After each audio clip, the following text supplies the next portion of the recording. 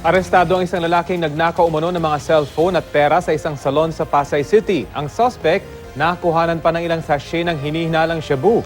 Balitang hatid ni Victoria Tulad, exclusive.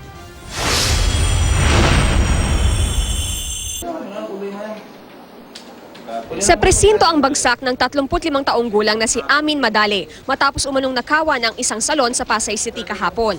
Ayon sa mga empleyado ng salon, 3 cellphone na nagkakahalaga ng 33,500 pesos ang tinangay ni Madale. Kinuha rin daw ng suspect ang 500 pesos sa kanilang kaha.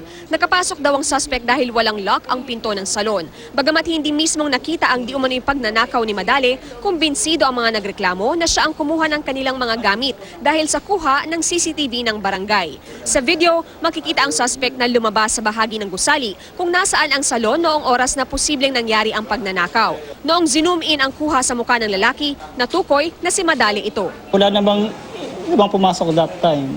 Siya lang yun. Nadakip ang suspect ng security guard ng gusali at ng mga barangay tanod pagkalipas ng ilang oras. Alas 5 po ng hapon, bumalik po siya. Nagipa po ng damit. Nakita po nung manager po ng spa na namumukhaan ko po ito Yung kumuha ng cellphone po sa salon. So agad pong tumawag ng security guard. Matapos maaresto, nakuhanan pa ng 3 sachet ng hinihinalang shabu ang suspect. Ang mga cellphone na ibenta na raw sa Quiapo ayon sa barangay tanod.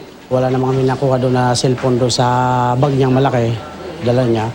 Nakita namin yung wallet niyang receiver, yun ang binuksan namin. Doon ko nakita yung shabu na yun na 3 sachet.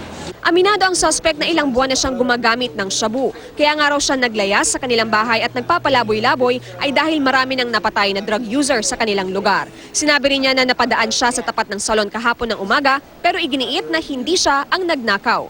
Inaano nila sa akin yung sa CCTV. Dahil yung CCTV naman yun, hindi naman sa loob ng sinasabi nila Sa labas talaga yun Siguro ang daming lumalabas doon, hindi ako kilala doon. Siguro kaya ako yung inipit na talaga nila.